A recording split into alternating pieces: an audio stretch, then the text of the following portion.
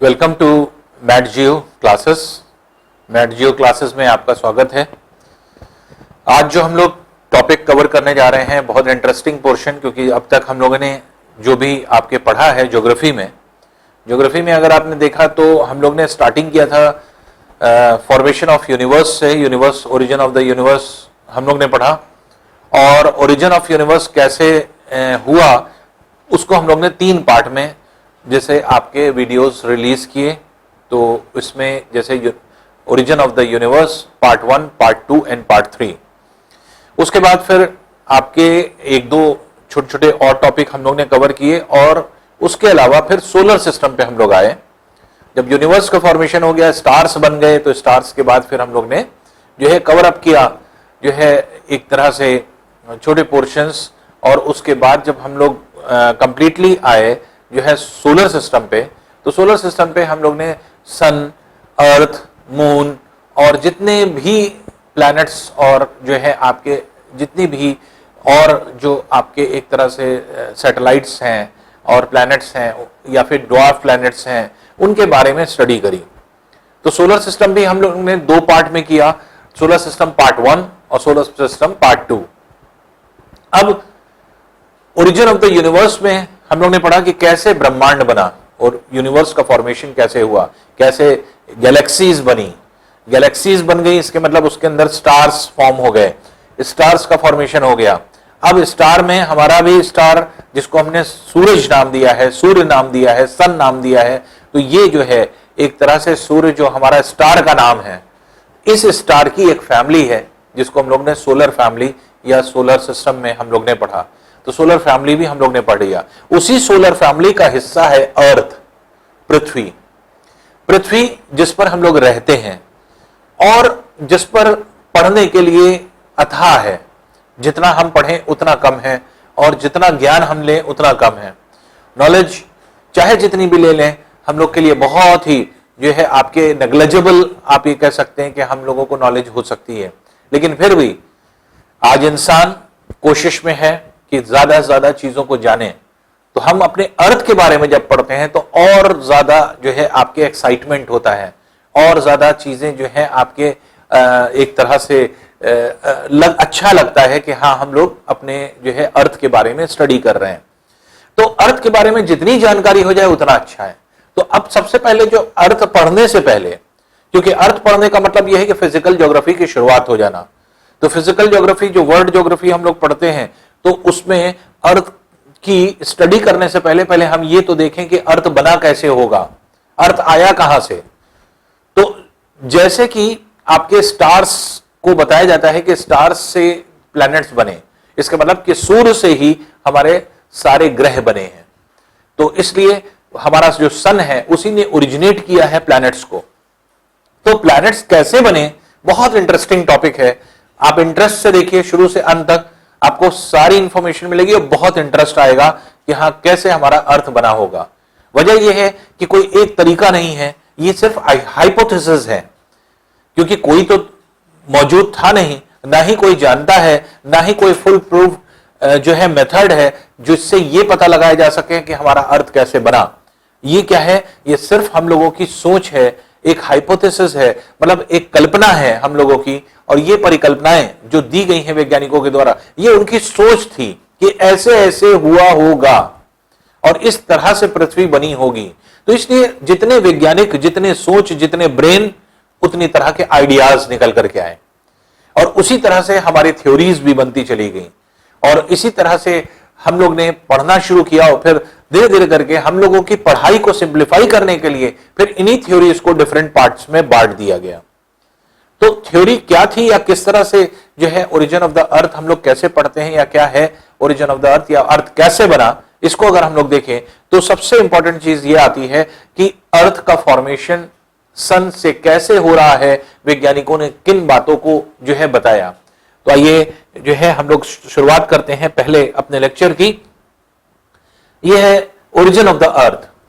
Origin of the earth में अगर आप देखें तो 2 चीजें निकल करके आती हैं। 2 तरह के जब हम लोग सोचते हैं तो हमारी सोच 2 तरह की हो जाती है। एक सोच थी रिलीजियस और एक थी साइंटिफिक। धार्मिक विचारधारा और वैज्ञानिक विचारधारा। धर्म जो होता है ये एक आस्था होता है, रिलीजन, जिसको हम लोग सोचते हैं नहीं है, हम लोगों को बता दिया जाता है, हम लोगों के अंदर अंतर मन में होता है और हम लोगों को ये सारी चीजें रिलीजियस पॉइंट ऑफ व्यू से बता दी जाती है। रिलीजन पर कोई इफ एंड बट नहीं होता, कोई क्वेश्चन नहीं उठता। जब हम रिलीजन की बात करते हैं तो कोई भी रिलीजन हो उस पर हम प्रश्न नहीं उठा सकते कि हां इस रिलीजन में ऐसा है, इस रिलीजन में ऐसा है, नहीं कह सकते। तो जो रिलीजन क्या है, रिलीजन अपने जो है एक तरह से मान्यता होती है कि हम अपने चीजों को किस तरह से मानते हैं या हम गॉड से, खुदा से, अल्लाह से कैसे जोड़ते हैं। क्योंकि रिलीजन क्या है, रिलीजन एक ऐसी जो है आपके एक तरह से बीच की चीज है जो एक इंसान को खुदा से, अल्लाह से जोड़ती है।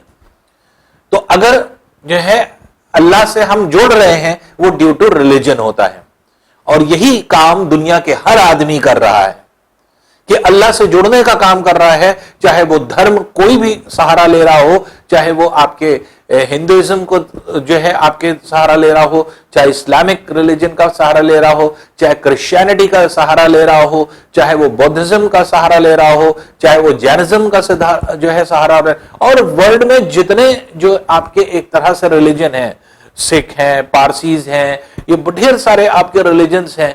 तो ये सारे रिलीजन जो है ये सब क्या करते हैं, ये सब के सब एक ह्यूमन बीइंग को गॉड से जोड़ने का प्रयास करते हैं। क्योंकि हमें यह पता है कि हम ह्यूमन बीइंग्स हैं, हम लोगों के पास जो पावर है वो बहुत तुच्छ है, बहुत कम है, और जो ऑलमाइटी है, जिसको हम ऑलमाइटी अल्लाह, जो आपके गॉड जिसको हम कहते हैं, उसके पास पावर ही पावर है।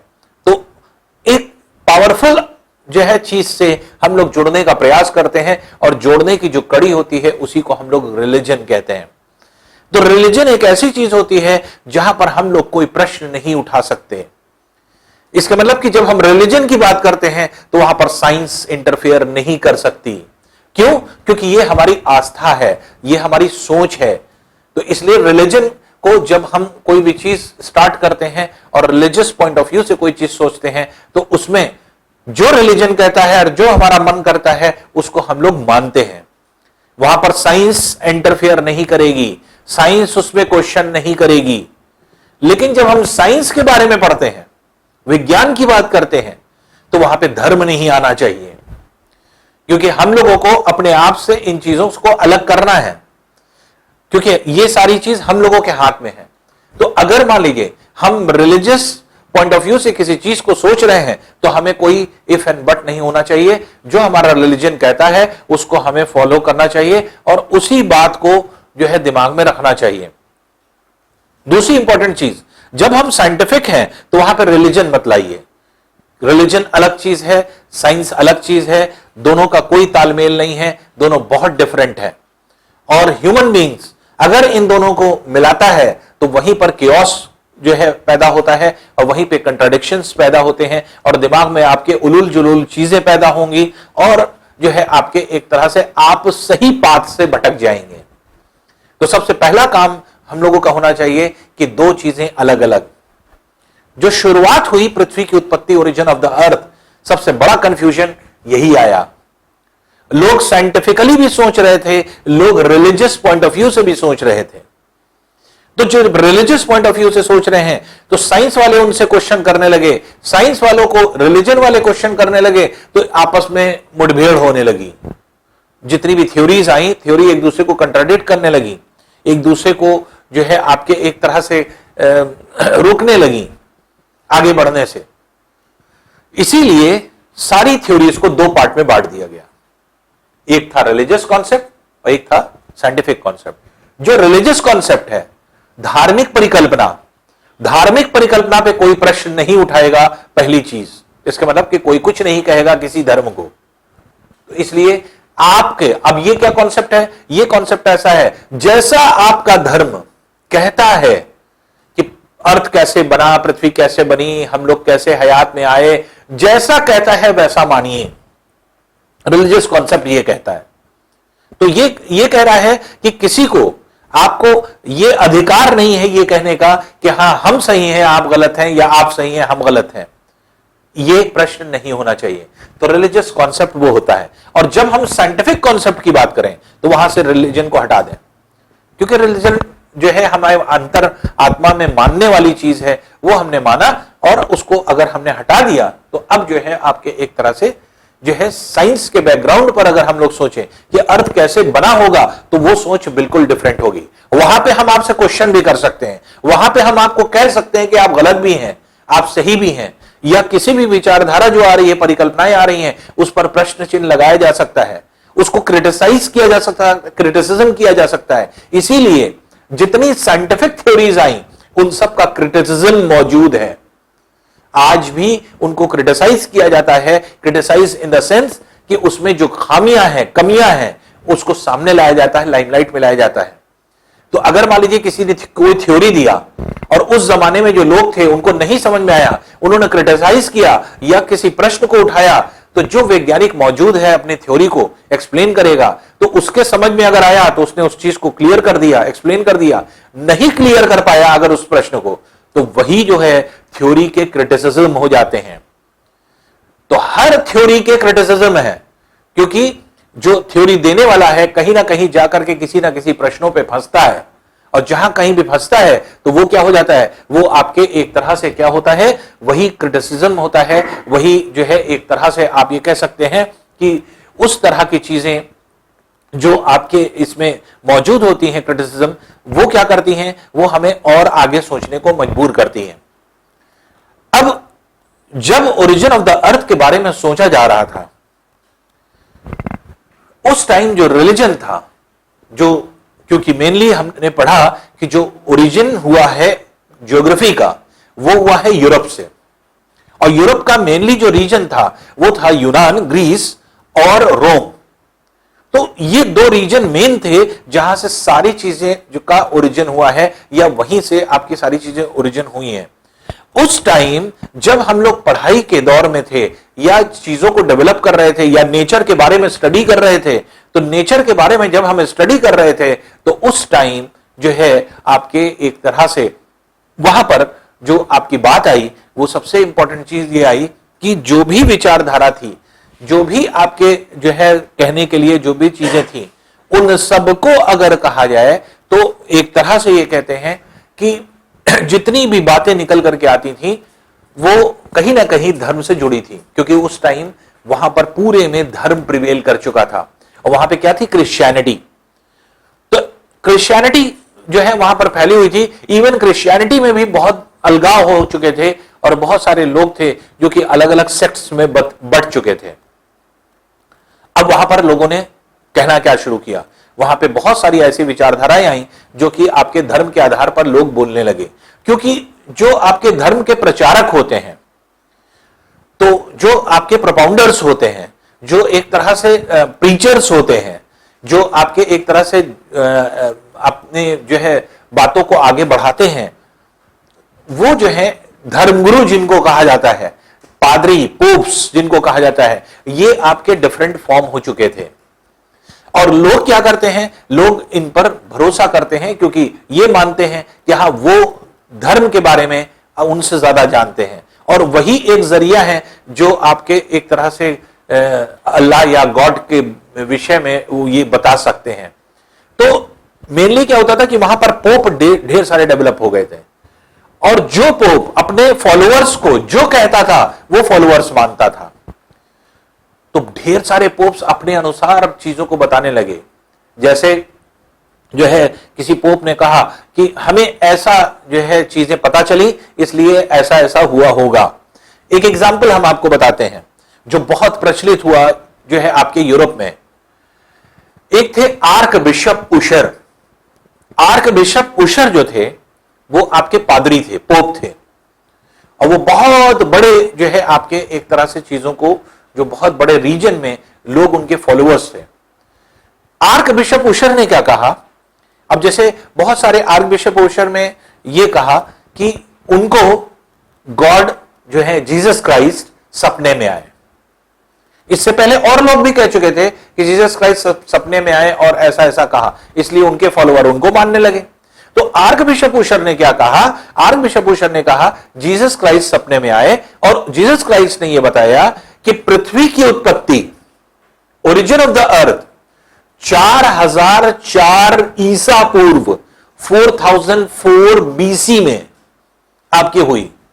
तो 4004 बीसी में आपकी हुई और जो है आपके संडे का दिन था और सुबह का 9 बजा था।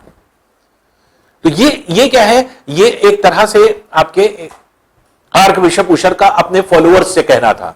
तो आर्क बिशप उशर ने अपने फॉलोअर्स को यह कह दिया कि हां, पृथ्वी की उत्पत्ति जो है, origin of the earth, Jesus Christ उनके सपने में आए और जीसस क्राइस्ट ने बताया है 4004 ईसा पूर्व 4004 बीसी में जो है आपके अर्थ ओरिजिनेट हुआ है। और अर्थ जो है आपके जिस दिन ओरिजिनेट हुआ है उस दिन संडे का दिन था और संडे के सुबह 9 बजा था। तो जितने फॉलोअर थे उसको मानने लगे। अब ये क्या है? धार्मिक चीज, इस पे प्रश्न नहीं उठाया जा सकता। इसको नहीं कहा जा सकता कि हां आप गलत हैं या आपके सपने में आए, कैसे प्रूफ करिए। तो ऐसा कुछ नहीं। ये धार्मिक विचारधाराएं और इस तरह की ढेर सारी धार्मिक विचारधाराएं आने लगी। अब धर्म पर कोई रोक नहीं लगाई जा सकती। तो अगर हम धर्म पर कोई रोक नहीं लगा सकते तो इस तरह से धार्मिक विचारधाराएं तो हर दिन आपके बढ़ती चली जाएंगी। कोई कुछ कहेगा, कोई कुछ कहेगा, कोई पोप को कुछ सपने में आ जाएगा, कोई कुछ कहेगा। तो हम लोगों को कितना ज्यादा जो है आपके भरोसा करना पड़ेगा कि हां अर्थ ऐसे भी बना, ऐसे भी बना, ऐसे भी बना। जहां पर हम प्रश्न नहीं कर सकते उन बातों को किनारे रखा जाए। तो वैज्ञानिकों का यह विचार हुआ कि रिलीजियस कॉन्सेप्ट एक ऐसा कॉन्सेप्ट है जिसपे हम प्रश्न नहीं कर सकते, इसलिए इनको किनारे कर दें। इसके मतलब कि हम इसको जो है आपके एक्सेप्ट नहीं करेंगे। जिसका जो मानना है वो अपना माने और इस थ्योरी को कॉन्सेप्चुअली जो है आपके एक तरह से हटा दिया गया। इसमें सबको एक छूट दे दी गई कि आप क्या करिए कि जो भी रिलीजियस कॉन्सेप्ट है, जिस रिलीजन को आपको मानना है, जो भी तरीका आपके रिलीजन में बताया जाता है कि अर्थ कैसे बना, उसको आप मानिए। अब हम लोग बात करते हैं किसकी? बात करते हैं हम साइंटिफिक अप्रोच की, वैज्ञानिक परिकल्पना, जहां पर हम सब लोग आपस में एक दूसरे से क्वेश्चन कर पाएंगे, एक दूसरे से लड़ पाएंगे, एक दूसरे को जो है आपके सही गलत कह पाएंगे। वो आपके क्या तरीका होगा? वो होगा साइंटिफिक, वैज्ञानिक परिकल्पना। तो सारी वैज्ञानिक परिकल्पनाओं को एक जगह पर रखा गया, रिलीजियस कॉन्सेप्ट को हटा दिया गया और मान्यता ज्योग्राफी में किसको दी गई? साइंटिफिक कॉन्सेप्ट्स को। तो साइंटिफिक कॉन्सेप्ट जो है आपके एक तरह से क्या बताता है या किस तरह से बताता है? तो वैज्ञानिकों की जब विचारधाराएं आई, हर वैज्ञानिक अपने अपने अनुसार सोच रहा था, अपने अपने तरीके से सोच रहा था। तो पहली विचारधारा जो आपकी आई वो क्या था? वो था आपका मोनिस्टिक कॉन्सेप्ट। मोनिस्टिक क्या होता है? मोनिस्टिक जो शब्द है ये भी यूनान भाषा के दो शब्द से बना है। ये ग्रीक लैंग्वेज के दो वर्ड्स हैं, मोनो और स्टिक। मोनो मतलब होता है सिंगल, दैट इज वन, और स्टिक होता है स्टार, जिसका मतलब हुआ मोनिस्टिक कॉन्सेप्ट के मतलब क्या हुआ? वन सिंगल स्टार कॉन्सेप्ट, एक तारा परिकल्पना। तो एक तारा परिकल्पना का मतलब क्या हुआ? ऐसा मानना था कुछ वैज्ञानिकों का कि एक तारा, दैट इज सूर्य, सन, जिसको हमने नाम दिया अपने तारे को, इसी तारे से ही हमारी पृथ्वी और अन्य ग्रह बने हैं। तो कुछ वैज्ञानिक ऐसे थे जो ये मानते थे कि जो सूर्य बना है, जो हमारा तारा है जिसका नाम है सूर्य हमने दिया है, उसी से सारे ग्रह बने, इसके मतलब एक तारे से बने हैं। तो ऐसे जितनी विचारधाराएं हैं एक तारा परिकल्पना में, वो सब हम मोनिस्टिक कॉन्सेप्ट के अंतर्गत पढ़ते हैं। लेकिन कुछ भी जो वैज्ञानिक थे वो इससे जो है आपके एक तरह से कंट्राडिक्ट करते थे और उनका कंट्राडिक्शन ये था कि नहीं, एक तारे से कभी ग्रह नहीं बन सकते। तो उनका यह मानना था कि दो तारों से जो है आपके एक तरह से दो जो है तारे रहे होंगे, स्टार्स रहे होंगे, और दो स्टार्स से जो है हमारे जो है एक तरह से ग्रह बने। दो स्टार्स में एक स्टार हमारा सूर्य है और दूसरा कोई बाहर का तारा आया और जिसकी वजह से आपके ये बना। तो ड्वेलिस्टिक कॉन्सेप्ट, ड्वेल मतलब होता है टू, स्टिक मतलब होता है स्टार, और कॉन्सेप्ट मतलब परिकल्पना। तो ये क्या है? दो तारा परिकल्पना, टू स्टार थ्योरी या बाइनरी स्टार थ्योरी इसको कहते हैं, या जो है आपके द्वैतवादी परिकल्पना हिंदी में कहते हैं। तो एक तारा परिकल्पना, एक तारे पर सिंगल जो है आपके मोनिस्टिक कॉन्सेप्ट जिसको हम लोग कह रहे हैं वन स्टार कॉन्सेप्ट, और ये क्या है dualistic concept, two star concept, इसका मतलब दो तारा परिकल्पना जो है आपके दी गई। तो अब इस तरह से क्या था मोनिस्टिक कॉन्सेप्ट और क्या था डुअलिस्टिक कॉन्सेप्ट, इसमें अगर हम लोग देखें तो आप देखते हैं कि जो मोनिस्टिक कॉन्सेप्ट था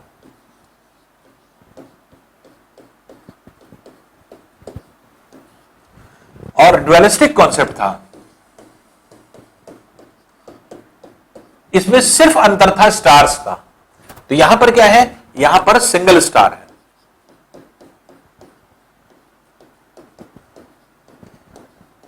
और ये स्टार क्या था, सूर्य।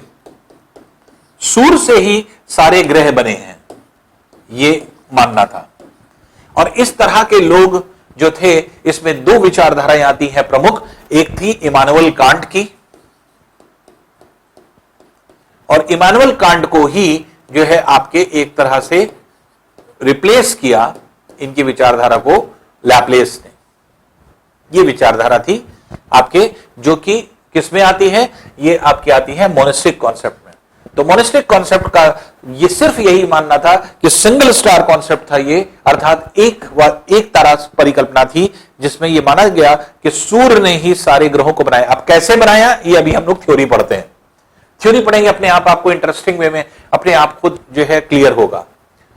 डुअलिस्टिक मतलब क्या हुआ, two star concept. Two star concept में जो आपके एक तरह से आता है, इसमें दो तारे जो आते हैं वो एक है हमारा सूर्य और दूसरा एक और तारा है, एक और स्टार जो बाहर से आया, और इन दोनों की वजह से जो है आपके सारे ग्रह बने। तो कुछ विचारधाराएं इस तरह की आई, कुछ वैज्ञानिकों ने इस तरह की विचारधारा दी, जैसे कॉम्टे द बफन जो थे, उन्होंने आपके विचारधारा दी, बफन। फिर चेम्बरलेन थे, चेम्बरलेन की परिकल्पना हम लोग पढ़ेंगे। फिर इसी में आपके जेम्स जीन थे,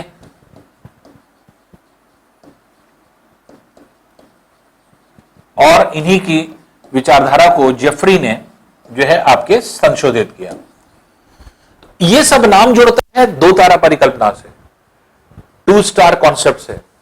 तो टू स्टार कॉन्सेप्ट क्या था, जिसमें यह माना गया कि सूर्य तो हमारा था ही, तारा तो था ही, लेकिन दूसरा तारा कभी गुजरा होगा या टकराया होगा या कुछ ऐसा हुआ होगा कि दो तारे की वजह से हमारे सारे ग्रह बने।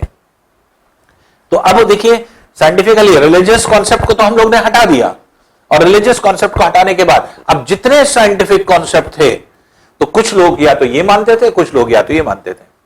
इसलिए सारी थ्योरी या तो मोनिस्टिक कॉन्सेप्ट के अंतर्गत आती है, या सारी थ्योरी जो है आपके डुअलिस्टिक कॉन्सेप्ट के अंतर्गत आती है। तो हम लोग 5 मेन थ्योरी पढ़ने जा रहे हैं, और हर थ्योरी में आपको एग्जैक्टली पता चलेगा कि हाँ क्या कहा गया और किस तरह से बात की गई। जैसे इमानुएल कांट एक तारा परिकल्पना के समर्थक थे, वो ये जानते थे कि उन्होंने कहा कि सूर्य जो है उसी ने सारे ग्रहों को बनाया, और सभी तरह के जो है आपके इन्होंने चीजों को बताया, और प्लस इन्होंने बहुत सारी चीजें जो है बिग बैंग थ्योरी आपने पढ़ा है ओरिजिन ऑफ द यूनिवर्स में, तो बिग बैंग थ्योरी के सहारे इन्होंने बहुत सारी चीजों को बताया। या आप ये कह सकते हैं इनका सिद्धांत बिग बैंग थ्योरी से बहुत कुछ मिलता जुलता है। तो जो आपके एक तरह से कोएगुलेशन होता है, जो आपके मिलना होता है, फ्यूजन होता है, संलयन जिसको कहा जाता है, वो एक्चुअल में उसी तरह से बिग बैंग थ्योरी के अकॉर्डिंग बताया जैसे कांट ने अपने। अभी आप पढ़ेंगे तो अपने आप आपको दोनों थ्योरी जो है हमें बहुत सारी सिमिलैरिटी मिलेगी। फिर कांट की विचारधारा जब साइंटिफिकली और गहराई में देखा गया, तो साइंटिफिकली कुछ एरर आ गई। क्या एरर आई, अभी हम बोर्ड पे बताएंगे। तो जो एरर आई, उस एरर को महसूस किया वैज्ञानिकों ने, और जिसमें महसूस किया लैपलेस ने। और जब लैपलेस ने उसको महसूस किया, तो उन्होंने क्या किया, उन्होंने इसी विचारधारा को जो है आपके एक तरह से जो है संशोधित किया, इसका मतलब मॉडिफाई किया। तो कांट की विचारधारा, इमानुएल कांट, ये एक फिलोसोफर थे।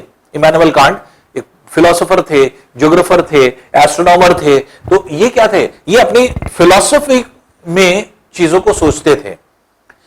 तो लैपलेस भी क्योंकि आपके एक तरह से फिलोसोफर थे और ये भी जो है एस्ट्रोनॉमी में इनका काम था, तो लैपलेस ने क्या किया? लैपलेस ने कांट के जो भी जो है आपकी गलतियां थी, उस गलतियों को सुधारने के लिए जो है आपके कोशिश की।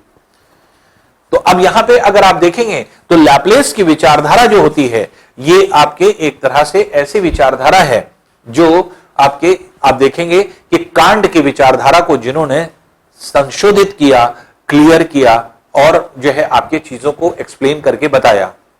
तो अब लैपलेस की विचारधारा जो है आप देखेंगे कि इन्होंने क्या किया, कुछ साइंटिफिक गलती कर दी थी कांट ने। कौन सी गलती की थी वो अभी हम लोग डिस्कस करेंगे। उस गलती को इन्होंने सुधार दिया। तो लैपलेस ने सुधारने का काम किया, और लैपलेस ने क्योंकि सुधारने का काम किया, इसलिए कांट की विचारधारा का मॉडिफाइड फॉर्म कहा जाता है कि लैपलेस ने प्रस्तुत किया, लैपलेस ने दिया। और दोनों की विचारधाराएं सेम है, बस ये है कि इसका मॉडिफाइड फॉर्म है। ये क्या थे? ये दोनों ये मानते थे कि अर्थ या फिर जितने प्लैनेट्स हैं या जितने सैटेलाइट्स हैं वो कैसे बने हैं? सन से बने हैं। दूसरी विचारधारा में अब जैसे बफन है, बफन पहले व्यक्ति थे जिन्होंने सबसे पहले इसको सोचना शुरू किया कि हां पृथ्वी कैसे बनी होगी, लेकिन इनसे भी त्रुटि हुई, एरर हुआ, और एरर की वजह से इनके एरर को आगे चल करके जो है मॉडिफिकेशन किया गया, और जो है आपके चेम्बरलिन ने जो है आपके एक तरह से विचारधारा को जो है आपके कन्वर्ट किया। और जब ये विचारधारा इस तरह से कन्वर्ट हुई तो उसमें अगर आप देखेंगे तो ये कन्वर्जन जो आपके एक तरह से इन्होंने अपना और जो है एक तरह से बिल्कुल डिफरेंट तरीके से चेम्बरलिन ने चीजों को बताने का शुरुआत करी। उसके बाद जो है जेम्स जीन की विचारधारा जो थी वो सबसे ज्यादा प्यूरिफाइड थी, सबसे ज्यादा मॉडिफाइड थी। और आज भी अभी आप पढ़ेंगे तो आपको खुद लगेगा कि हाँ वास्तव में शायद पृथ्वी और अन्य ग्रह कैसे बने हैं, वो बने हैं आपके जेम्स जीन की विचारधारा से। हर चीज मैच कर रही है क्योंकि हर एक चीज इन्होंने साइंटिफिकली एक्सप्लेन करी, और साइंटिफिकली एक्सप्लेन करने की वजह से आपके इनकी विचारधारा जो होती है ये क्या हुई या किस तरह से जो है कन्वर्ट हुई या किस तरह से लोगों को अपीलिंग लगी, तो ये हम लोग जब पढ़ेंगे तो अपने आप हम लोग देखते हैं। तो ये है टोटल आउटलाइन जो साइंटिफिक विचारधारा हम लोगों को पढ़ना है। अब एक एक करके हम लोग विचारधाराओं को स्टार्ट कर रहे हैं। आइए अब हम लोग देखते हैं कि कैसे जो है आपके कांट ने विचारधारा, कांट क्या कहते थे, कांट की विचारधारा क्या थी, इनकी परिकल्पना क्या थी, या किस तरह से इन्होंने चीजों को एक्सप्लेन किया। इमानुएल कांट जो थे इनकी विचारधारा को कहा जाता है गैसियस कॉन्सेप्ट।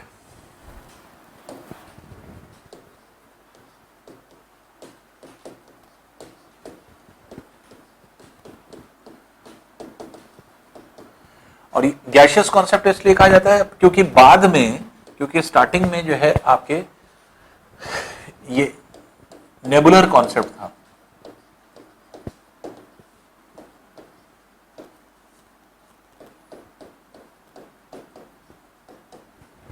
ये नेबुलर कॉन्सेप्ट पर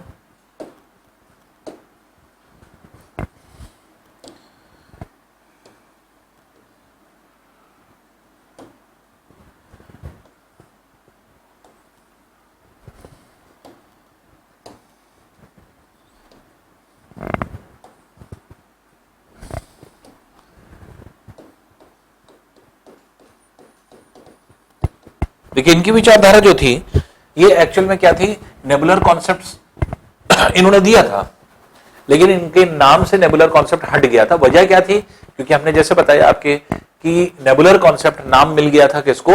लैपलेस को, क्योंकि लैपलेस ने इनके जो है आपके चीजों को करेक्ट किया, करेक्शन किया।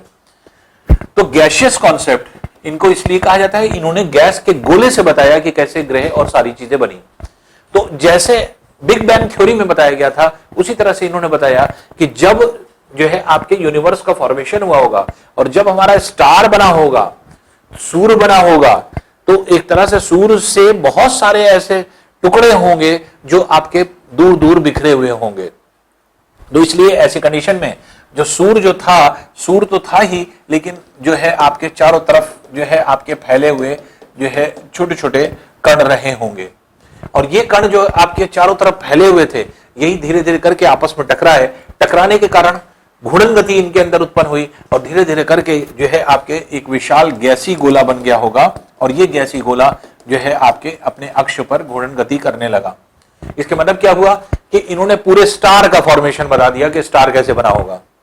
तो तारा कैसे बना होगा, तो तारे के बनने का इन्होंने बताया कि जब ब्रह्मांड फटा, बिग बैंग थ्योरी हुई, तो बिग बैंग थ्योरी से क्या हुआ, पदार्थ अलग अलग हो गए, लेकिन कहीं ना कहीं कुछ ना कुछ जो है आपके एक तरह से गुरुत्वाकर्षण इकट्ठा हुआ होगा, उसी ने सारे पदार्थ को खींचा, और खींचने की वजह से अब सारे पदार्थ केंद्र की तरफ आए और एक विशाल गैस का गोला बन गया।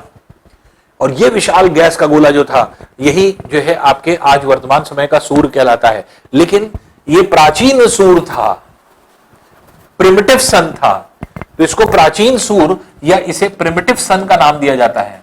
इसका मतलब ये वाला सन नहीं जो आज दिखाई पड़ रहा है। तो आज जो दिखाई पड़ रहा है उसमें ग्रह मौजूद नहीं है। प्रिमिटिव सन में या प्रोटोसन इसको कहा गया। तो प्रोटोसन ऐसा सन था जो कि जो है आपके जिसके अंदर अभी ग्रह भी मौजूद है, अभी ग्रह निकले नहीं है। तो इनका यह मानना था कि एक विशाल गैसीय पिंड बन गया, आपके रेड हॉट हुआ होगा, व्हाइट हॉट हुआ होगा, क्योंकि न्यूक्लियर फ्यूजन चल रहा है। न्यूक्लियर फ्यूजन चलने से, नाभिकीय संलयन की प्रक्रिया चलने से अत्यधिक ऊर्जा बढ़ती चली जा रही थी, और ऊर्जा के बढ़ने से जो है आपके एक तरह से इसकी घूर्णन गति भी बढ़ रही होगी। तो अब यहां पर क्या है, ये गैसी गोला था और गैस का गोला इस तरह से घूम रहा था चारों तरफ। अब आपने पढ़ा होगा सर्कुलर मोशन, वृत्तीय गति। और वृत्तीय गति में आप जानते हैं कि जब कोई पिंड किसी केंद्र के चारों तरफ मूव करता है तो उस पर दो तरह के बल कार्य करते हैं, एक केंद्र से बाहर, एक केंद्र के भीतर। केंद्र से बाहर जो लगने वाला बल होता है उसे कहा जाता है अपकेंद्रीय बल, सेंट्रीफ्यूगल फोर्स, और अंदर जो लगने वाला बल है ये सेंट्रीपिटल फोर्स होता है, अभिकेंद्रीय बल। तो सेंट्रीफ्यूगल फोर्स और सेंट्रीपिटल फोर्स। तो सर्कुलर मोशन हमारा क्या कहता है, सर्कुलर मोशन ये कहता है कि जब भी कोई पिंड एक वृत्ताकार गति में होता है, सर्कुलर मोशन में होता है, तो उसके ऊपर अपकेंद्रीय बल, अभिकेंद्रीय बल दोनों लगते हैं। दोनों एक दूसरे को जो है न्यूट्रलाइज करते हैं, दोनों बराबर होते हैं, और जिसकी वजह से ये पिंड ना तो बाहर जा पाता है ना अंदर जा पाता है, अपनी कक्षा में ही घूमता रहता है। इसके मतलब अपनी जगह पर ही रहेगा, ना तो बाहर जा पाएगा ना अंदर जा पाएगा, क्योंकि दोनों बल बराबर हैं। तो अपकेंद्रीय और अभिकेंद्रीय बल। तो ये, लेकिन ये लॉ क्या है, इसकी भी एक लिमिटेशन है। बहुत हाई वेलोसिटी पर जब कोई पिंड बहुत तेज घूमने लगता है, तो जैसे जैसे वेलोसिटी बढ़ती है तो अभिकेंद्रीय बल, अपकेंद्रीय बल दोनों बढ़ता चला जाता है। लेकिन एक स्टेज ऐसी आती है जब बहुत तेज किसी चीज की गुणन गति बढ़ जाती है, तो अपकेंद्रीय बल बहुत तेज बढ़ता है, जबकि अभिकेंद्रीय बल उतना तेज नहीं बढ़ता। एग्जाम्पल के तौर पे एक छोटा सा एग्जाम्पल बताएं। जैसे हम लोग पतंग उड़ाते हैं, धागे से जो है आपके किसी ईंटे को बांधते हैं, लंगड़ लड़ाते हैं, लंगड़ जिसको बोला जाता है। तो हम लोग क्या कहते हैं कि जो आपके एक तरह से ईंटे को बांधे और कच्चे धागे से बांध करके उस पत्थर को ऐसे चारों तरफ घुमाइए। ऐसा करिएगा नहीं तो किसी की चोट भी लग सकती है। हम आपको बता रहे हैं, ऐसे घुमाइए। जब आप तेज घुमाएंगे और वेट रहेगा उस पत्थर का, तो थोड़ी देर बाद आप देखेंगे कि आपका हाथ को खींच रहा है बार बार बाहर की तरफ, और जितनी तेज आप घुमाएंगे उतना तेज बाहर की तरफ खिंचाव होगा। और ऐसा भी हो सकता है कि धागा टूट जाए और टूट करके पिंड बाहर निकल जाए। वही चीज यहां पर भी इमैनुअल कांट ने कल्पना की, क्योंकि इन्होंने जो चीजें बताई, इन्होंने 1755 में अपनी थ्योरी दी थी। 1755 में इन्होंने क्या किया, दो किताबें इन्होंने लिखी, the general natural history and the theory of heavens. तो द जनरल नेचुरल हिस्ट्री और द थ्योरी ऑफ हेवेंस जो इन्होंने दिया, तो उसमें पूरी बात इस तरह से एक्सप्लेन करी कि हाँ सूर्य को कैसे जो है आपके सूर्य से कैसे ग्रह बने। तो इनका यह मानना था कि अपकेंद्रीय बल अभिकेंद्रीय बल से जब अधिक हो जाएगा, बहुत तेज गति होने की वजह से, तो ऐसी कंडीशन में बाहर की तरफ बल लगेगा और बाहर की तरफ कुछ ना कुछ पदार्थ बाहर फेंक जाएगा। तो इनका यह मानना था कि जब कोई पिंड बहुत तेजी से घूम रहा था तो इसके बाहर की सतह पर अपकेंद्रीय और अंदर की सतह पर अभिकेंद्रीय बल लगने लगा, सेंट्रीफ्यूगल फोर्स और सेंट्रीपिटल फोर्स। और ऐसी कंडीशन में क्या हुआ, जब यह तेजी से घूमने लगा तो घूमने की वजह से क्या हुआ कि सेंट्रीफ्यूगल फोर्स, अपकेंद्रीय बल जो है वो अभिकेंद्रीय बल से बहुत ज्यादा बढ़ता चला गया, और बाहर की सतह से क्योंकि ऊर्जा निकल रही थी, एनर्जी डिसिपेट हो रही थी, तो due to dissipation of energy क्या हो रहा था, इसकी बाहरी सतह ठंडी भी पड़ रही होगी, ऐसा इनकी कल्पना है। तो आउटर सरफेस ठंडा भी पड़ रहा होगा और छल्ले जैसा ठंडा होकर के छल्ले आकार का पूरा एक कवच बन गया होगा। लेकिन ऐसा नहीं कि गर्मी बढ़ रही है, मतलब जो है आपके एक तरह से ठंडा होता चला जा रहा है, क्योंकि टेम्परेचर इसमें बहुत ज्यादा है और टेम्परेचर लगातार बढ़ता जा रहा है न्यूक्लियर फ्यूजन की वजह से। तो अब यहां पर क्या है कि न्यूक्लियर फ्यूजन जो हो रहा है, नाभिकीय संलयन जो हो रहा है, उसकी वजह से ऊर्जा बढ़ती चली जा रही है। ऊर्जा के बढ़ने से इन्होंने कहा गति बढ़ी होगी, अत्यधिक गति बढ़ी। अत्यधिक गति जब बढ़ी तो सेंट्रीफ्यूगल फोर्स सेंट्रीपिटल फोर्स से अधिक हो गया होगा, और जिसकी वजह से ये छल्ले आकार का पदार्थ, रिंग शेप मटेरियल बाहर निकल गया और इसके चारों तरफ जो है आपके चक्कर लगाने लगा होगा। तो कुछ पदार्थ बाहर की ओर खिसक गया, लिबरेट हो गया, और इस लिबरेशन, इस उत्सर्जन की वजह से जो पदार्थ निकला वो बहुत कम था और ये बहुत ज्यादा पदार्थ था। तो निकला हुआ पदार्थ जो है वो ठंडा पड़ा, और ठंडा पड़ करके जो है आपके एक तरह से, और ठंडा पड़ने में ऐसा नहीं कि फौरन ठंडा हो गया, ये लाखों करोड़ों वर्ष लगे होंगे, क्योंकि जो प्रक्रिया यहां चल रही थी वही प्रक्रिया यहां पर भी चल रही थी। तो ये छोटा पिंड था, पदार्थ कम था, मटेरियल कम था, तो मटेरियल के कम होने से फ्यूजन जो आपकी जो न्यूक्लियर फ्यूजन था, ये प्रोसेस कम देर चल पाया, क्योंकि मास जैसे जैसे खत्म होता चला गया या फिर आपके कन्वर्ट होता चला गया हाइड्रोजन हीलियम में, तो धीरे धीरे करके आपके एनर्जी भी बनना बंद हो गई। इनका यह मानना था, कांट ने यह कहा कि यह छल्ला इसी तरह से 9 बार प्रक्रिया हुई होगी। क्यों? क्योंकि पहले क्या थे, 9 ग्रह थे, 9 प्लैनेट्स थे, आज क्या है 8 प्लैनेट्स हैं। तो जब ये थ्योरी दी गई थी तो उस समय 9 प्लैनेट्स के बारे में पता था, इसलिए इन्होंने 9 छल्लों को बाहर निकाला, जिसमें आपके जो 8 हमारे प्लैनेट्स हैं उसके अलावा प्लूटो भी इंक्लूडेड था। तो जब ये थ्योरी दी गई थी, तो इसलिए ये पुरानी थ्योरी है। अब ये कह सकते हैं आज के तौर में अगर आप देखेंगे तो हमें प्लूटो को हटाना पड़ेगा और 8 रिंग को बनाना पड़ेगा, लेकिन थ्योरी में क्योंकि उन्होंने 9 छल्ले दिए थे, इसलिए हम लोग अभी भी 9 पढ़ रहे हैं। उनका यह मानना था कि यही प्रक्रिया फिर हुई होगी, फिर एनर्जी बढ़ी, एनर्जी नाभिकीय संलयन पर, एनर्जी के बढ़ने से, जब एनर्जी बढ़ी गति बढ़ी होगी, गति के बढ़ने से अपकेंद्रीय बल अभिकेंद्रीय बल से अधिक हो गया और छल्ले आकार का पदार्थ बाहर की ओर फिर निकला, और फिर निकल करके इसके चारों ओर जो है आपके घूमने लगा। और इनका मानना था इसी तरह से 9 इस तरह के जो है आपके रिंग्स निकली होंगी, और यही 9 रिंग्स जो निकली यही ठंडी पड़ती चली गई और ये ग्रह बन गए, और बाकी बचा भाग जो है आज वर्तमान का सूर्य हो गया, प्रेजेंट टाइम सन हो गया। तो ये कल्पना किसकी थी? ये थी गैसियस कॉन्सेप्ट जो कि कांट ने दिया था। तो पहले जो है आपके ये नेबुलर कॉन्सेप्ट के रूप में जाने जाती थी, लेकिन नेबुलर कॉन्सेप्ट का नाम किसको मिल गया? लैपलेस को मिल गया। तो जबकि ये जो कॉन्सेप्ट है इसको अगर आप देखेंगे तो ये गैसियस कॉन्सेप्ट, क्योंकि गैस के गोले से इसको कहा जाता है, इसीलिए इसका नाम क्या पड़ा है? गैसियस कॉन्सेप्ट, अर्थात कांट की गैसी परिकल्पना जिसको कहा जाता है। तो गैसी परिकल्पना, गैसियस कॉन्सेप्ट ऑफ कांट जो आपके दिया गया इमानुएल कांट ने, वो कुछ इस प्रकार का था। तो ऐसा हुआ होगा तो क्या था, फिर से एक बार जल्दी से समराइज कर लें कि ढेर सारे, जब विस्फोट हुआ ढेर सारे कण रहे होंगे, ये कण जो है गुरुत्वाकर्षण बल की वजह से इकट्ठा होने लगे, इकट्ठा होने से जो है आपके एक जगह पर इकट्ठा होने लगे, एक जगह आकर के आपस में मिल गए, नाभिकीय संलयन की प्रक्रिया हुई, न्यूक्लियर फ्यूजन, बहुत तेजी से एनर्जी बढ़ने लगी, एनर्जी के बढ़ने से एक विशाल गैस का गोला बन गया और अपने अक्ष पर घूर्णन गति करने लगा।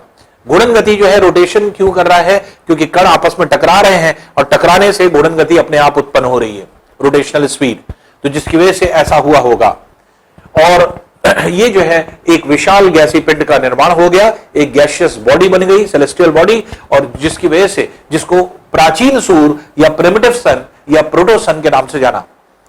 अब इसके अंदर फिर इन्होंने साइंटिफिकली जो है चीजों को बताया कि अब केंद्रीय बल अभिकेंद्रीय बल से अधिक हो गया होगा, जिसकी वजह से छल्ले आकार का पदार्थ बाहर की ओर निकला होगा, और छल्ले आकार का पदार्थ बाहर निकल के ठंडा हुआ होगा। ये भी ठंडा होने में, ग्रहों को भी ठंड बनने में लाखों लाखों वर्ष लगे होंगे, ये लाखों लाखों वर्ष लगे हैं जिसमें कि आपके ये ठंडा हुए। तो जो पृथ्वी है, पृथ्वी भी इसी ग्रहों में एक मौजूद है, जिसकी वजह से ग्रहों के साथ साथ पृथ्वी की उत्पत्ति इस प्रकार से हुई होगी। तो ऐसा माना जाता है आपके इनकी विचारधारा। अब इनकी विचारधारा को अगर हम देखें तो इन्होंने कैसे बताया गैस का गोला जो बना, तो इनकी विचारधारा क्या थी, मोनिस्टिक कॉन्सेप्ट। तो गैसियस कॉन्सेप्ट ऑफ कांट, इनका क्या मानना था कि गैस का जो गोला इकट्ठा बना, ये रेड हॉट गोला था जो घूम रहा था, और इसी घूमने की वजह से इसके से छल्ला लिबरेट हुआ होगा, और छल्ला लिबरेट होकर के जो है आपके बाहर की ओर गया होगा। अब देखिए जो प्रॉब्लम आई वो कहां आई, प्रॉब्लम यहां पर आई कि जो इन्होंने ये कहा कि छल्ला बाहर की ओर निकल रहा है, क्यों निकल रहा है, गति बढ़ रही, गति के बढ़ने से अब केंद्रीय बल अभिकेंद्रीय बल से अधिक हो गया। तो अब यहां पे अगर आप देखें तो एक थ्योरी होती है law of conservation of angular momentum, कोणीय संवेग के संरक्षण का नियम, जो क्या कहती है या किस तरह से कोरिलेट करती है, जो ये कहती है कि ओमेगा जो होता है ये इनवर्सली प्रोपोर्शनल होता है आर के। ओमेगा क्या है, घूर्णन गति, रोटेशनल स्पीड, आर त्रिज्या। इनवर्सली प्रोपोर्शनल के मतलब क्या होता है, व्युत्क्रमानुपाती के मतलब क्या होता है, एक ज्यादा अधिक होगा तो दूसरा कम हो जाएगा, उल्टा हो जाएगा, कम होगा तो अधिक हो जाएगा। इसके मतलब कि किसी पिंड की त्रिज्या जितनी कम होगी, जितना छोटा पिंड होगा उतना तेज घूमेगा, गति उतनी ज्यादा होगी। इसके मतलब कोई चीज अगर घूम रही है, कोणीय संवेग का नियम यह कहता है कि उसकी त्रिज्या को छोटा कर दीजिए, उस पिंड को छोटा कर दिया और तेज भागने लगेगा, और उस पिंड को बड़ा कर दीजिए तो धीमे घूमने लगेगा। तो कोणीय संवेग का नियम यह कहता है कि अगर त्रिज्या बढ़ाया, पिंड बढ़ा, तो गति धीमी हो जाएगी, घूर्णन गति, रोटेशनल स्पीड कम हो जाएगी। और अगर आपने किसी पिंड की स्पीड त्रिज्या को कम किया तो कम करेंगे तो वो तेज भागने लगेगा, इसके मतलब घूर्णन गति बढ़ जाएगी। तो त्रिज्या कम होगी तो घूर्णन गति बढ़ेगी। इनसे गलती कहां पे हुई, कांट की विचारधारा में गलती कहां पे है, कांट की विचारधारा में गलती यहां पे है कि इन्होंने क्या कहा, इन्होंने कहा कि नाभिकीय संलयन की प्रक्रिया चल रही है, ऊर्जा बढ़ती जा रही है, एनर्जी के बढ़ने से गति बढ़ गई, जो कि गलत हो गया। क्यों, क्योंकि जब ऊर्जा बढ़ेगी, एनर्जी बढ़ेगी तो वॉल्यूम एक्सपैंड करेगा। जब वॉल्यूम एक्सपैंड करेगा तो इसके मतलब कि जो रेडियस है ये बढ़ेगा, और रेडियस अगर बढ़ेगा तो घूर्णन गति को कम होना चाहिए, इन्होंने क्या कर दिया, बढ़ा दिया। इसके मतलब इन्होंने इन दोनों का रिलेशन कैसे फॉर्म कर दिया कि omega is directly proportional to R. इसका मतलब साइंटिफिकली एंगुलर मोमेंटम के थ्योरम को अगर हम देखें या थ्योरी को देखें तो ये चीज गलत पाई जाती है। तो एंगुलर मोमेंटम क्या कह रहा है, तो इन्होंने क्या किया, कांट ने ये कहा, अगर बहुत माइन्यूटली ऑब्जर्व करेंगे तब ये गलती समझ में आएगी, थोड़ा सा साइंस में आना पड़ेगा। और जैसे भी हमने आपको बताया कि टोटल फिजिक्स की का काम है पूरे जो है आपके ज्योग्राफी में, फिजिक्स अगर आप नहीं यूज करेंगे तो आपको कुछ नहीं समझ में आएगा, सिर्फ रटते हुए महसूस होंगे, लेकिन अगर फिजिक्स का इस्तेमाल कर देंगे तो हर चीज क्लियर है। तो अब यहां पर क्या है, यहां पर इन्होंने एक्सप्लेनेशन क्या दिया था, इन्होंने कहा था कि जो पिंड है ये अपने अक्ष पर घूर्णन गति कर रहा है, और ये जो है घूर्णन गति कर रहा है, नाभिकीय संलयन की प्रक्रिया चल रही है, ऊर्जा बढ़ती जा रही है, ऊर्जा के बढ़ने से गति बढ़ रही है। तो ऊर्जा के बढ़ने से गति बढ़ रही है, इसके मतलब कि एनर्जी जब बढ़ेगी तब तो वॉल्यूम को बढ़ना चाहिए, और जब कोई भी चीज गर्म करते हैं तो क्या होते हैं, कण मॉलिक्यूल्स दूर दूर जाते हैं, एक्सपैंड करते हैं, इसलिए वॉल्यूम को बढ़ना चाहिए। तो एनर्जी के बढ़ने से वॉल्यूम बढ़ेगा, और वॉल्यूम के बढ़ने से क्या होगा, इसके मतलब त्रिज्या बढ़ेगी, और त्रिज्या अगर बढ़ेगी तो गति को कम होना चाहिए। यहीं पर इनका सिद्धांत गलत हो गया, और इसी का संशोधित रूप जो है आपके एक तरह से कांट की विचारधारा को संशोधित करके जो है मॉडिफाई किया, किसने, लैप्लेस ने। तो लैप्लेस ने इनकी विचारधारा को अगर आप देखें तो बेसिकली जो है 41 साल बाद 1755 में जो है इन्होंने सिद्धांत दिया था 1755 में, जबकि 1796 में लैप्लेस ने इसको करेक्ट किया। और ये करेक्शन क्या था, यही करेक्शन था कि लैप्लेस ने, कांट ने ये मान लिया, और जबकि ये एक्चुअल में थ्योरी होती है, और कांट ने ये माना और लैप्लेस ने इसको करेक्शन के फॉर्म में ये किया। कैसे किया लैप्लेस ने इसको, या क्या एक्सप्लेनेशन दिया, लैप्लेस ने ये कहा कि बढ़ने वाली ऊर्जा की वजह से गति नहीं बढ़ी, अपकेंद्री बल उसकी वजह से नहीं बढ़ा। तो अपकेंद्री बल अभिकेंद्री बल से अधिक हुआ, यह जरूर है घूमने की वजह से, घूर्णन गति की वजह से, लेकिन घूर्णन गति टेम्परेचर के बढ़ने से नहीं बढ़ी। फिर इन्होंने कैसे एक्सप्लेनेशन दिया, यही चीज हम लोगों को देखना है। तो अब देखिए, जैसे इनकी विचारधारा ये थी, गैसियस कॉन्सेप्ट की, गैस का गोला है, गैस का गोला चारों तरफ मूव कर रहा है और मूवमेंट की वजह से जो है आपके इसी के अंदर से छल्ले आकार का पदार्थ निकल रहा है। तो आसपास देख रहे हैं आप कि सराउंडिंग्स में आपके पदार्थ दिख रहा है, तो ये छल्ले आकार के पदार्थ जो है आपके बाहर की ओर निकलेंगे और वही ठंडे हो जाएंगे। तो इसलिए जो है आपके इस तरह की विचारधारा इन्होंने दी। इसमें आप इसके हाइपोथेसिस जो नेबुलर हाइपोथेसिस है, और ये नेबुलर हाइपोथेसिस अगर कहा जाए तो ये लैप्लेस का है। पहले क्या था, ये कांट का हाइपोथेसिस था, और ये कांट का जो हाइपोथेसिस था, तो ये जो है इसमें काफी कुछ चेंजेस आए और चेंजेस आकर के किस तरह से इन्होंने ये बताया। अब देखिए नेबुलर कॉन्सेप्ट क्या है। पहले हम लोग क्या करें, पहले हम लोग इनकी भी विचारधारा को देख लें। अब नेबुलर कॉन्सेप्ट क्या है लैप्लेस का।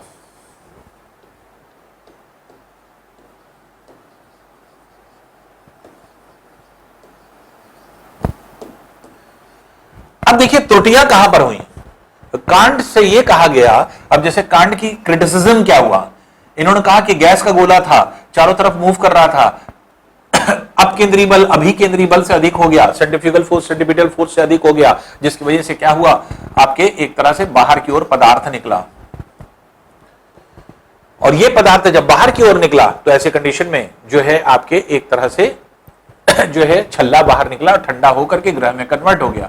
फिर एक पदार्थ बाहर निकला, फिर ये चारों तरफ जो है इसके जो है परिक्रमा करने लगा, ठंडा होकर के ग्रहों में कन्वर्ट हो गया होगा। इस तरह से इन्होंने कहा कि 9 रिंग्स लिबरेट हुई।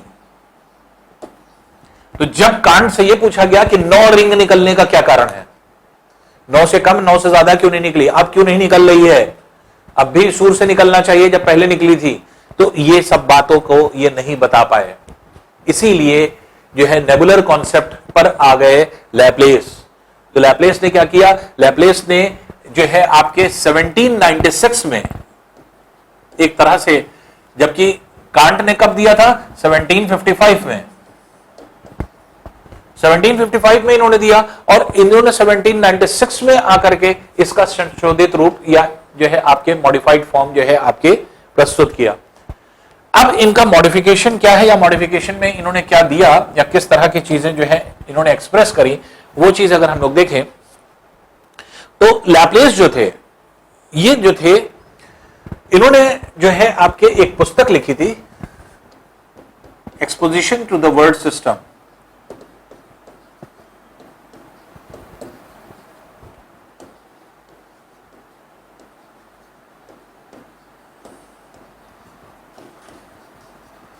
अब ये जो किताब इन्होंने लिखी, इस exposition to the world system में इन्होंने हर एक चीज को एक्सप्लेन किया, और एक्सप्लेन किस तरह से किया, इन्होंने इन चीज को बताया कि हाँ कैसे जो है आपके एक तरह से कांट की विचारधारा का संशोधन कैसे किया जाए।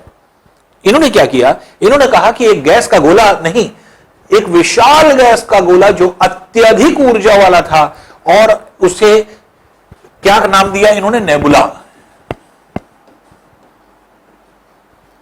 नेबुला क्या होता है, नेबुला कई गुना ज्यादा हमारे तारे से, हमारे सूर्य से कई गुना ज्यादा बड़ा होता है, कई गुना ज्यादा एनर्जी होती है, और ऐसा जो है विशाल काय पिंड जिसके पास ऊर्जा का भंडार होता है, और जिसकी सतह पर हर वक्त तूफान चलता होता है, और ये कह सकते हैं आप कि इसके अंदर एनर्जी इतनी ज्यादा होती है कि ये धड़कता रहता है।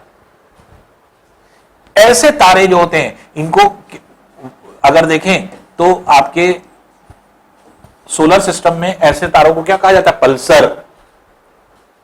पल्सर क्या होता है, एनर्जी से भरा हुआ, पल्सर का अभिप्राय ये होता है। ये क्या है, पल्सर जो बना है शब्द पल्स से बना है। पल्स, पल्स मतलब क्या होता है, धड़कन। जैसे हम लोग कहते हैं ना पल्स चल रही है, तो पल्स क्या है, धड़कन। तो पल्सर क्या है, एनर्जी से भरा हुआ तारा, जो ऐसा तारा जो धड़क रहा है, भड़कता तारा। तो धड़कते तारे को पल्सर कहा जाता है जिसके पास एनर्जी का भंडार है। तो इन्होंने कहा कि इसी तरह का नेबुला था विशाल काय, जो कि आपके एक तरह से एक बहुत विशाल काय जो है आपके पिंड था, जो अपने अक्ष पर घूर्णन गति कर रहा था, और ये नेबुला था जो इसकी सतह पर तूफान चल रहे थे, इसके आसपास धूल के कण थे, ढेर सारा जो एक्सपोजिशन था, और जो आपके एक तरह से इसमें इसकी सतह पर तूफान चल रहे थे, जिसकी वजह से ये बहुत अनस्टेबल तारा था। फिर इन्होंने कहा कि इस तारे में क्योंकि एनर्जी डिसिपेट हो रही थी, बाहर की ओर एनर्जी लगातार निकल रही थी, इसलिए धीरे धीरे करके ये ठंडा पड़ने लगा होगा, और ठंडा पड़ने से इसकी बाहरी सतह ठंडी होने लगी। अब बाहरी सतह जब ठंडी होने लगी तो ऐसी कंडीशन में जो है अपकेंद्रीय बल अभिकेंद्रीय बल दोनों में डिफरेंस आने लगा। तो अपकेंद्रीय बल जो था ये अधिक होने लगा अभिकेंद्रीय बल से, तो सेंट्रीफ्यूगल और सेंट्रीपिटल फोर्स दोनों अलग होने लगे, और जिसकी वजह से क्या हुआ कि सेंट्रीफ्यूगल फोर्स बढ़ता चला गया, और जिसकी वजह से क्या हुआ कि छल्ले आकार का पदार्थ निकला जरूर होगा। इसके मतलब कि छल्ले आकार का पदार्थ निकला जो इसके चारों तरफ फैल गया, इस तरह से छल्ला निकला। तो कोई भी चीज जिसके अंदर से सारी चीज निकलती चली जा रही है, तो ये निकलते निकलते धूल के कण जैसा ये सारी चीज चारों तरफ फैल गया होगा, तो एक छल्ला निकला, छल्ले आकार का पदार्थ बाहर की ओर निकला होगा, इनका यह मानना था। क्यों निकला? अपकेंद्रीय बल अभिकेंद्रीय बल से बढ़ गया। क्यों अपकेंद्रीय बल अधिकेंद्रीय से बढ़ गया? इन्होंने रीजन बताया कि ऊर्जा के कम होने से सिकुड़न हुई होगी, कॉन्ट्रैक्शन, और सिकुड़न उत्पन्न होने से रेडियस कम हुआ। पहले रेडियस ज्यादा था, अब रेडियस कम हुआ, और रेडियस के कम होने से क्या होता है? ओमेगा क्या हो जाता है? बढ़ जाता है। क्यों? क्योंकि घूर्णन गति जो होती है ये आर के व्युत्क्रमानुपाती होती है, इनवर्सली प्रोपोर्शनल होती है। तो अब यहां पर क्या है, यहां पर जैसे ही ठंडा होकर के सिकुड़न उत्पन्न हुई, कॉन्ट्रैक्शन की बात इन्होंने किया, सिकुड़न उत्पन्न हुई, और सिकुड़न उत्पन्न होने से क्या हुआ? त्रिज्या कम हुई होगी, त्रिज्या के कम होने से घूर्णन गति बढ़ गई, और घूर्णन गति के बढ़ने से जो है आपके पदार्थ बाहर की ओर निकला, और ये बाहर की ओर निकले हुए पदार्थ डस्ट पार्टिकल्स थे, धूल के कण थे, बड़े बड़े पत्थर थे जो बाहर की ओर लिबरेट हुए होंगे, और धीरे धीरे करके ये आपस में इकट्ठा होने लगे, जगह जगह पे इकट्ठा होने लगे होंगे, कोएगुलेट करने लगे। कोएगुलेशन क्या होता है? चिपकने लगे एक दूसरे से। तो कोहेसिव फोर्स इसी से बना है। तो कोहेसिव फोर्स क्या होता है? जो आपके एक तरह से कोहेसिव फोर्स और एडहेसिव फोर्स आपने पढ़ा होगा। तो यहां पर क्या है कि इनमें एडहेसिव फोर्स लगने लगा होगा, क्योंकि एक ही पदार्थ के हैं, एक ही कण है। तो आपके ससंजक बल आपने पढ़ा होगा, ससंजक और असंजक बल। तो यही एडहेसिव फोर्स जो होता है, ये फोर्स क्या करने लगा? ये क्या करने लगा? कणों को आपस में मिलाने लगा। इसके मतलब सेम पार्टिकल्स के कण अगर एक दूसरे पर बल लगाते हैं, आकर्षण बल, ग्रेविटेशनल फोर्स लगाएंगे, तो वो चिपकेंगे। इसको एडहेसिव फोर्स कहा जाता है, और इसी एडहेसिव फोर्स की वजह से धीरे धीरे हुआ सारे जो है कण इकट्ठा होने लगे होंगे।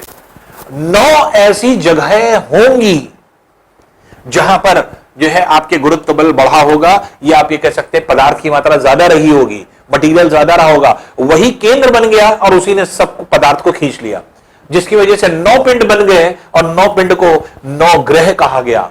तो 9 ग्रह, 9 प्लैनेट्स की बात हुई।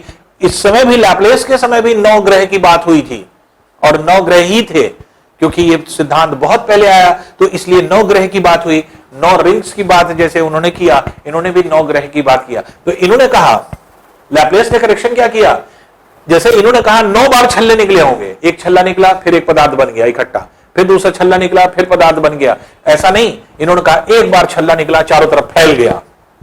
फैले हुए छल्ले में क्या हुआ होगा? धीरे धीरे 9 जो है आपके एक तरह से पार्ट बने होंगे, केंद्र बने होंगे, और वही 9 केंद्र मिल करके इकट्ठा हो गए, 9 ग्रहों में कन्वर्ट हो गए। और ये जिसमें 9 ग्रह के मतलब क्या हुआ? आज का हमारा 8 प्लैनेट्स, जो 8 प्लैनेट है, प्लस एक प्लूटो की भी बात की थी पहले, अब तो प्लूटो ड्वार्फ प्लैनेट्स में चला गया, अब 8 ही ग्रह रह गए, 8 प्लैनेट्स रह गए। तो इस तरह से जो है आपके ऐसा हुआ होगा। और जो धड़कता तारा था, पल्सर था, नेबुला था, यही नेबुला क्या हुआ? क्योंकि इसने सारे पदार्थ को उत्सर्जित कर दिया, इसलिए स्टेबल तारा हो गया। इसलिए आज का जो तारा है, अब क्यों उत्सर्जन नहीं हो रहा है, इन्होंने ये भी एक्सप्लेन कर दिया। कांट से पूछा गया अब क्यों उत्सर्जन नहीं हो रहा है, लिबरेशन नहीं हो रहा है, कांट कुछ नहीं बता पाए, क्योंकि इन्होंने इस चीज को एक्सप्लेन नहीं किया था। कि इनसे ये पूछा गया जब पहले पदार्थ निकल रहा था, अब क्यों नहीं निकल रहा है? तो इन्होंने उसका जो है तोड़ निकाल लिया। इन्होंने कहा पहले ये नेबुला था, पल्सर था, लेकिन अब जब पदार्थ निकल गया तो ये अनस्टेबल तारा स्टेबल तारे में कन्वर्ट हो गया, अस्थिर तारा स्थिर तारे में कन्वर्ट हो गया। तो अनस्टेबिलिटी से स्टेबिलिटी की तरफ आ गया और आज हमारा जो सूर्य है वो स्टेबल तारा है। तो स्टेबल तारे में कन्वर्जन हो गया और बाकी जो पदार्थ निकला यही 9 ग्रहों में कन्वर्ट हुआ होगा। तो इस तरह की विचारधारा जो है आपके कांट ने दिया, कांट की विचारधारा को संशोधित किया लैपलेस ने इस तरह से करेक्शन किया जो है इनके सिद्धांत को। तो अब जैसे मान लीजिए जो पोर्शन है इसको देखिए कैसे हम लोग देखते हैं।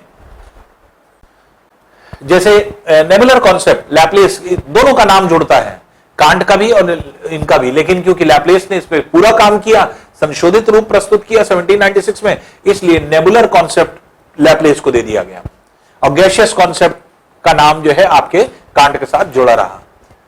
जैसे थ्योरीज में क्या है, अर्ली थ्योरीज क्या थी, देखिए अर्ली थ्योरीज बताया जा रहा है। नेबुलर हाइपोथेसिस जो कांट और लैपलेस दोनों की मानी जाती थी early theories. A huge mass of swirling cold gas and dust nebula in an area in the Milky Way galaxy. This cloud of gas and dust began to condense or pull together under the force of its own gravity. इसका मतलब कि धूल के कण और आपके जो है डस्ट पार्टिकल्स थे और ठंडे जो है आपके एक तरह से गैस पार्टिकल्स थे, ये सब धीरे धीरे करके आकर के इकट्ठा हुए एक जगह पे। और as a result, nebula conserved angular momentum of the material drawn the center, it spinning anticlockwise due to the material around the center of the condensing nebula flattened out into the disk into like shape. तो इनका ये भी मानना था कि जो पदार्थ था वो धीरे धीरे फैलता चला गया और फैलते चलते एक बड़ी चौड़ी सी डिस्क बन गई। तो डिस्क का फॉर्मेशन हुआ और इस तरह से जैसे इनका ये क्या मानना था। नेबुलर कॉन्सेप्ट में एक चीज और थी इंपॉर्टेंट, देखिए जो इन्होंने एक्सप्लेन करी कि ये जब ब्लास्ट हुआ होगा या फिर आप ये कहें कि जो पदार्थ निकला होगा, तो पदार्थ के निकलने से धीरे धीरे करके जो पदार्थ था ये डिस्क शेप स्ट्रक्चर में कन्वर्ट हो गया, क्योंकि जब पदार्थ रिंग शेप मटेरियल में निकलेगा चारों तरफ फैल जाएगा और फैलने की वजह से क्या हुआ, यहां पर क्या हुआ, डिस्क शेप स्ट्रक्चर में ये घूमने लगा और डिस्क शेप स्ट्रक्चर में जब घूमने लगा तो यही धीरे धीरे करके क्या हुए, 9 जो है आपके सारी 9 जगह पर 9 पिंड बने होंगे या 9 केंद्र बने होंगे, सेंटर बने होंगे और यही 9 केंद्र ने सारे पदार्थ को खींच लिया और जब खींच लिया, क्लिंग कर लिया, चिपका लिया, तो क्या हुए, वही 9 ग्रह बन गए और बाकी बचा जो पार्ट था बीच में वो सूर्य जो है आपके बन गया होगा। तो ऐसा नेबुलर कॉन्सेप्ट में बताया जाता है। जैसे आपके सेंटर में आपकी सारी चीजें थी, जो गैस जो रिंग शेप मटेरियल निकला था, देखिए रिंग शेप मटेरियल इसी तरह से निकला होगा और जो सूर्य था वो आपके सेंटर में था और रिंग शेप मटेरियल जब बाहर की तरफ निकला तो यही धीरे धीरे करके आपके फैलता चला गया और चारों तरफ इसमें फैल गया और इसी से क्या बन गई, एक पतली से डिस्क शेप स्ट्रक्चर बन गया और डिस्क शेप स्ट्रक्चर में 9 जगह पर केंद्र बने, चीजों को इकट्ठा किया गया और इकट्ठा करके 9 ग्रह बन गए और 9 ग्रह जो बने आपके उसमें आज के वर्तमान समय के 8 ग्रह प्लस प्लूटो 9 ग्रह की बात की गई। इस तरह से जो है आपके एक तरह से ये कॉन्सेप्ट बना होगा। तो ऐसा मानना था जो है आपके इनकी विचारधारा नेबुलर कॉन्सेप्ट का। तो नेबुलर कॉन्सेप्ट में जैसे आपके एक तरह से जो आपकी थ्योरीज आती हैं, उन थ्योरीज में क्या था, जैसे पहली चीज डिस्क शेप स्ट्रक्चर में सारा पदार्थ नाच रहा था, सेंटर में सूर्य था और सारा पदार्थ चारों तरफ ऐसे नाच रहा था, घूमता हुआ पदार्थ नाच रहा था और इस घूमते हुए पदार्थ में डस्ट पार्टिकल्स थे, सारी चीजें थी जो कि आपके लैपलेस ने जो है आपके करेक्शन किया इमानुअल कांट को लैपलेस ने। तो नेबुलर हाइपोथेसिस बताया गया, तो इसमें हीलियम था, हाइड्रोजन था, ये सब फ्यूजन के स्टेज में जा रहा था और ऐसी कंडीशन में सूर्य तो था ही, लेकिन इसके चारों तरफ देखिए सारी चीजें फैली हुई हैं, जितने पदार्थ थे ये सारे पदार्थ जो है आपके फैले हुए थे और फैले हुए पदार्थ जो थे कंडेंस कर रहे थे और कंडेंस धीरे धीरे करके, जैसे यहां पर देखिए प्रक्रिया प्रोसेस दिखाया गया है, तो प्रोसेस इस तरह दिखाया गया है, सूर्य है, सूर्य से पदार्थ निकला, फैल गया डिस्क शेप स्ट्रक्चर में चारों तरफ और डिस्क शेप स्ट्रक्चर में फैलने के बाद धीरे धीरे करके धीरे धीरे इकट्ठा होने लगा और इकट्ठा हो करके आपके स्थिति ये हुई कि बीच में सूर्य रह गया और बाकी सारे पदार्थ जो है आपके उसके चारों तरफ इकट्ठा होकर के कन्वर्ट हो गए। वही चीज यहां भी प्रोसेस में दिखाया गया है कि जिस समय जो है सूर्य था, पदार्थ बाहर की ओर निकला तो पदार्थ के निकलने से डिस्क शेप स्ट्रक्चर फॉर्म हो गया सूर्य के चारों तरफ। तो बीच में सूर्य है येलो वाला और उसके चारों तरफ जो है डिस्क शेप स्ट्रक्चर, जो बाहर की तरफ पदार्थ निकला तो ये पदार्थ छल्ले नुमा निकला और छल्ले ने क्या कर दिया, इसको पूरे सूर्य को चारों तरफ जो है आपके घेर लिया। और इसी छल्ले में जगह जगह पर 9 जगह पर केंद्र बने होंगे और इसी वजह से आपके 9 ग्रह बने और एक जगह इकट्ठा होकर के जो है आपके इसके चारों तरफ आज भी परिक्रमा कर रहे हैं। तो इन्होंने जो 9 फिगर था 9, तो इन्होंने एक्सप्लेन किया कि भाई 9 जगह पर केंद्र बना होगा इसलिए 9 बने। अगर 10 जगह बनता तो 10 केंद्र बन जाते, 10 ग्रह बन जाते। 5 जगह बनता तो 5 ग्रह बन जाते। तो 9 का कोई एक्चुअल जो है बहुत ज्यादा जो है मतलब नहीं है, लेकिन बस सिर्फ इतना है कि यहां पर क्या है कि आपके 9 जगह पर, क्योंकि हमारे 9 ग्रह थे उस टाइम, तो इन्होंने कहा कि 9 जगह पर केंद्र बना होगा और वहीं उसी केंद्र पर सारी चीजें खिंच गई होंगी और इकट्ठा हो गई होंगी और चिपक गई होंगी, जिसकी वजह से ऐसा हुआ होगा। तो ये विचारधारा क्या है, ये सारी विचारधाराएं क्या होती हैं, ये आपको एक तारा परिकल्पना की तरफ खींचती हैं। तो ये एक तारा परिकल्पना होती है जो हम लोग यहां